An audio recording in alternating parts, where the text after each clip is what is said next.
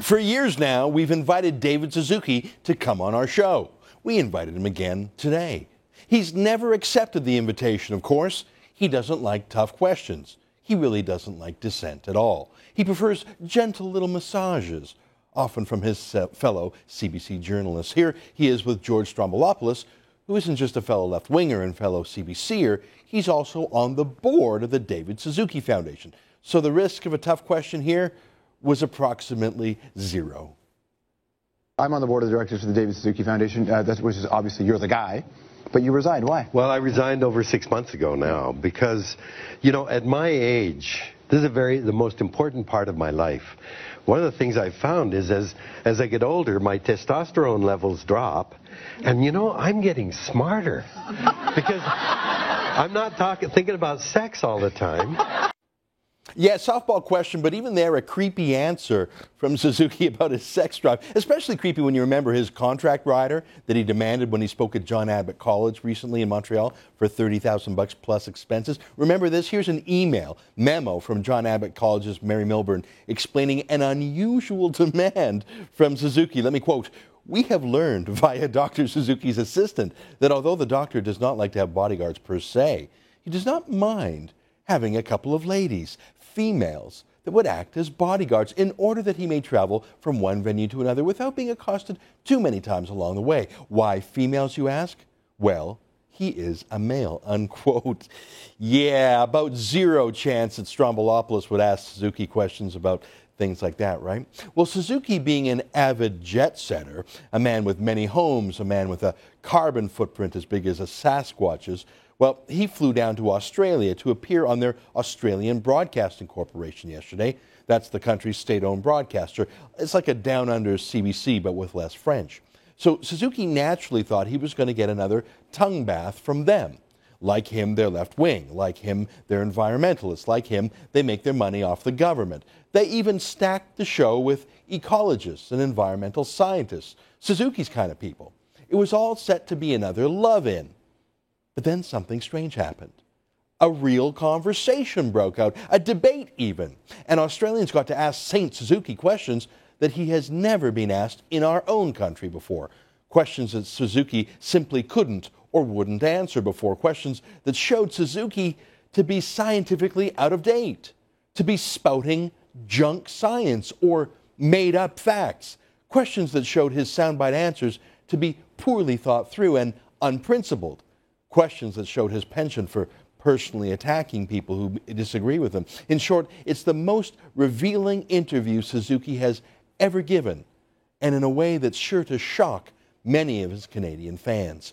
Almost the entire show in Australia was noteworthy. It covered so many topics from global warming to fracking to genetically modified food. There's so much in it that I want to show you that we've got to break up the show on the subject over 2 days. I'm going to let Suzuki do most of the talking here. I'll chime in between quotes for context and to introduce some other facts. But mostly for the next 20 minutes today, and again tomorrow, you will see David Suzuki unplugged, unscripted, off his script. Suzuki, in the words of one prominent Australian journalist who watched the whole meltdown, Suzuki being revealed as a phony. Here, let's jump right in. Since 1998, global temperatures have been relatively flat. Yet many man-made global warming advocates refuse to acknowledge this simple fact. Has man-made global warming become a new religion in itself? David, go ahead. Yeah, well, I don't know why you're saying that. The 10 hottest years on record, as I understand it, have been in this century. In fact, the warming continues. It may have slowed down, but the warming continues, and everybody is anticipating some kind of revelation in the next IPCC reports that are saying we got it wrong. As far as I understand, we haven't. So where are you getting your information? I'm not a climatologist. I wait for the climatologists to tell us what they're thinking. Well, you want to respond to that, Bill? Sure, yeah. UAH RSS had GIS data shows a 17-year flat trend, which suggests there may be something wrong with the CO2 warming theory. Yeah. What is the reference? I don't... Well, they're the main data sets that IPCC use. UAH, University of Alabama Huntsville, GIS, Goddard Institute of Space Science, HADCRUT, I don't know what that stands for, HADCRUT, and RSS, remote sensing something. So those data sets suggest a 17-year flat trend, which suggests there may be a problem with the CO2. There may be a climate skeptic down in Huntsville, Alabama, who has taken the data and come to that conclusion.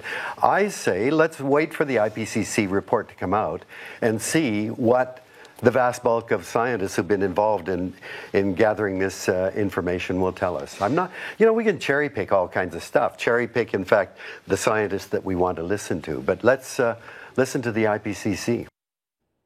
Now, I appreciate the fact that Suzuki admits he's not a climatologist. You'd be forgiven for thinking he was, given how authoritative his political comments are taken in Canada, especially by his fan base at the CBC. But Suzuki genuinely had no clue at all that actual temperature readings over the past 15 years show zero global warming. It stopped.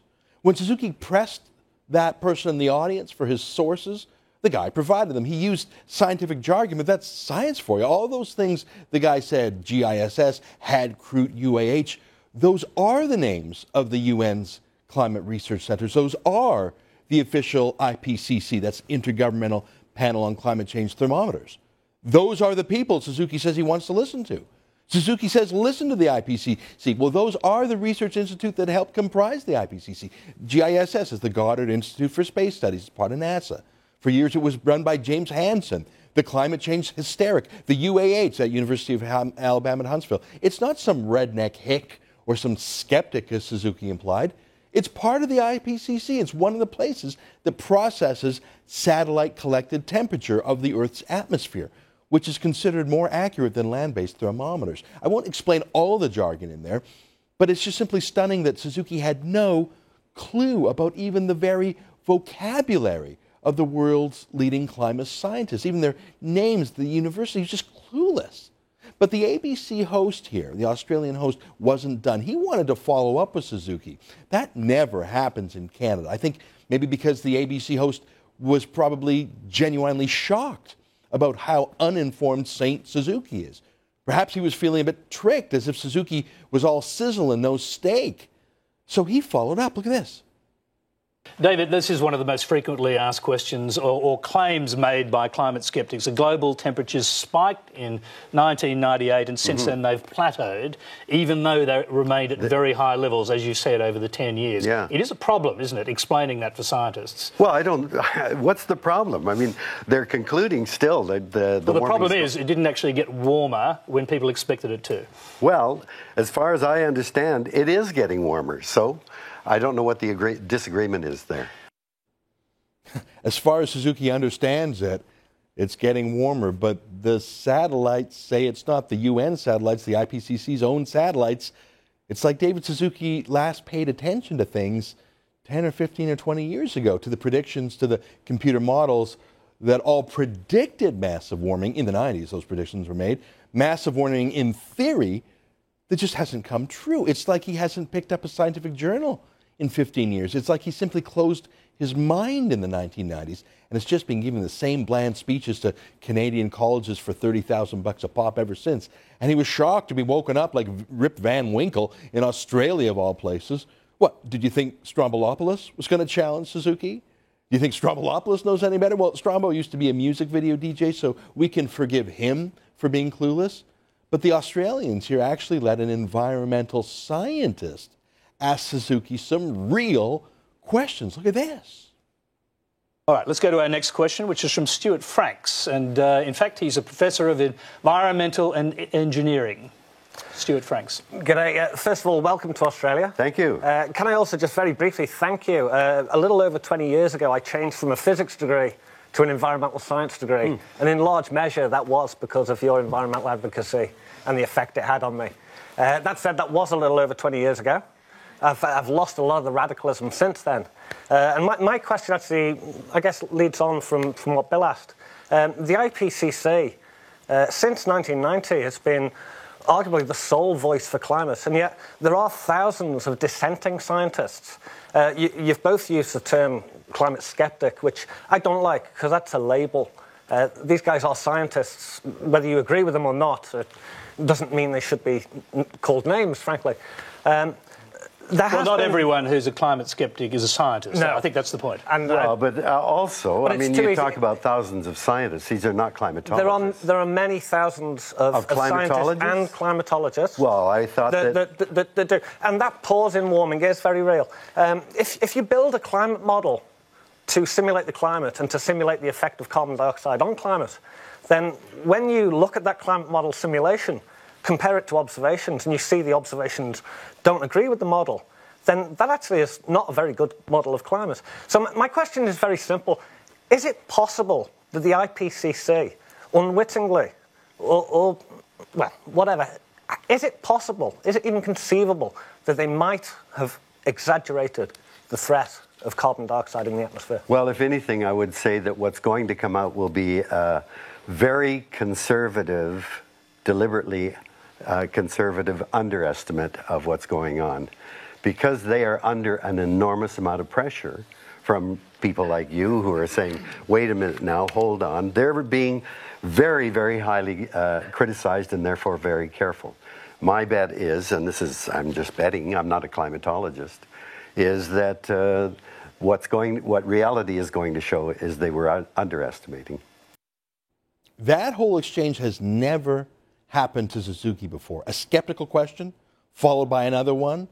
If only this were a CBC show, Suzuki could have shut down production and thrown out the troublemaker. But this was Australia's ABC, not the tightly controlled CBC. Suzuki doesn't have anything to say here, no facts, no stats, just a hunch that the IPCC is being conservative. I like that he said for a second time, I'm not a climatologist. But all of those satellite thermometers in space, they're not conservative or liberal. They're just thermometers. They're not political. They say the climate hasn't warmed in 15 years. Now here's the latest issue of Nature Climate Change magazine, a prestigious peer-reviewed scientific journal. Look at the headline: Overestimated global warming over the past 20 years. That's the headline. Now look at the graph on the top right there. It shows all of the official predictions over the past 15 years. 117 different predictions are graphed there, showing massive warming was expected. But 114 of those predictions were wrong. They were all too high. The red lines on this graph show actual observed temperatures over the past 15 years. 0.05 degrees per decade. That's 0.005 degrees per year. That's about as close to zero as you get. 114 out of 117 models were too high. None were too low. Suzuki is clueless. Even Nature magazine is embarrassed by getting it wrong so much. If it wasn't clear already, though, it's pretty clear now. David Suzuki just doesn't read scientific journals. He's not a climatologist. We heard his excuse on the ABC show, an excuse he's made a few times in this episode, but he doesn't even have a layman's interest in climate facts. He just has his politics. He knows he makes plenty of money out of giving a global warming is happening speech. Of course, he's not going to listen to any facts to the contrary. But if you can believe it, the ABC, the Australian Broadcasting Corporation, still wasn't done with our Canadian saint. He was very polite, this Tony Jones. But I think he was genuinely shocked by how clueless this so-called expert was. I maybe think he was even a little mad. I was starting to play around a little bit with Suzuki to see just how hollow a man he was. Here, take a look. David, the IPCC's consensus-building process is problematic in some respects. This must be unbelievably boring, but... It's problematic, though, when individual scientists or groups of scientists come out and say they do not agree with the consensus. Well, the groups of scientists are generally not climatologists. I mean, these, and if you look, it's been very, very well documented in Merchants of Doubt by Naomi Oreskes and Jim Hogan's, Climate Cover-Up, that when you look at the skeptics or the deniers or whatever we want to call them, the people that really don't believe the evidence is there, many of them, in fact, are being supported by the fossil fuel industry. And what you have is a small number of people, and we in the media are complicit in a lot of this. My favorite part is the beginning where he says, oh, this is all incredibly boring. You don't want to talk about this. Yeah, actually, David, to the rest of us, the people you want to pay carbon taxes, the people you lecture to us about reducing our use of energy while you jet to Australia and enjoy 3 luxury homes. To the rest of us, this is actually very interesting indeed.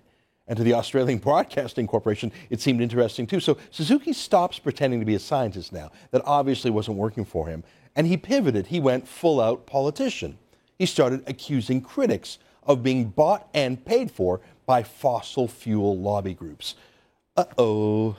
Then this happened. All I can say is I am a scientist. I started off, I got into this because I did believe in it. And through that process of looking at the science and being objective, not emotional, and certainly I'm not funded by big coal or big oil. My car's 20 years old. It cost me $3,000. I am not a rich man. I'm not funded to say the things I do. It is actually a belief in science rather than a belief in, you're running in counter, pure environmentalism. You're running and there counter are so to many the vast more. majority of climatologists. And I'm wondering what's the source of your information? What makes you so able to see what they can? I go to conferences. I talk to climate scientists. We actually do all agree that CO2 has had a role. Where we all disagree, and you only have to look at the models themselves disagree, is whether it's going to be catastrophic or not into the future. That is actually a different question. So okay, it's about objective I'm just going to interrupt you. That man, Stuart Franks, is a better scientist than Suzuki is. He actually keeps up on things. And he wasn't about to accept Suzuki, who lives in an $8 million home in Vancouver, by the way, to lecture him about reduce, reuse, recycle. Have you ever seen such a thing in Canada? Of someone daring to speak back to the great saint. Oh, but it was not done yet. It got worse. Look. David, you've urged at least twice that legal ways should be found to jail politicians for denying what you call the science of climate change. David, do you still hold that view? You bet. I think there is a category called willful blindness. Our problem is we have no means of holding our so-called leaders, people we elect to political office to lead us into the future. We have no way to keep them accountable except booting them out of office. But the reverberations of what they do or do not do today are rippling far beyond the coming years. There'll be generational impacts. Now, if you have people who stand up to take positions of leadership and they deliberately suppress or ignore information vital to making an informed decision, I think that's willful blindness. And willful blindness, I understand, is a legal entity that you can sue people for. But are you seriously suggesting that politicians should be tried and possibly even jailed for exercising free speech? Well, I throw it out as something that ought to be brought up. I haven't really thought it through to the end. But I certainly, personally, I think that there is a great deal of willful blindness and it ought to be pointed out in some way. Well, yes. you did think it through enough to say this in your speech over the weekend and visiting academics. Were you there? Visiting academics generally stay out of local politics. But you described Tony Abbott's scrapping of the carbon tax and the sacking of Tim Flannery as criminal negligence. I mean, I agree. Did you go too far? No, I don't think so. How can you elevate it to criminal? When I believe what's going on now is criminal, our activity, because it's a crime against future generations. And there ought to be a legal position of intergenerational crime. And I think there's criminal negligence. Here you had serious, there was some applause there, of course. But here you had serious people on the panel, a serious journalist, a serious questioner, people with open minds, thinking people, genuine environmentalists, by the way, who want to heal the world, but they wanted to do so in the spirit of scientific inquiry, open inquiry, focusing on facts, not personalities. But they were faced with a bully who first tried to insult one of them as bought and paid for by fossil fuel industries, and then seriously broached the idea of arresting and jailing people who disagree with them. The chutzpah of calling them willfully blind when he hasn't even read a journal in 15 years. Suzuki says things like this to the CBC in Canada, and all his buddies laugh along with him because they're buddies, and Suzuki's been getting away with saying things like that for 40 years. But say it to new journalists in Australia who were told that they were meeting with a true scholar, a great mind, and those journalists were truly shocked. Stay with us. After the break, I'll show you more amazing videotape from Down Under as David Suzuki reveals his true colors.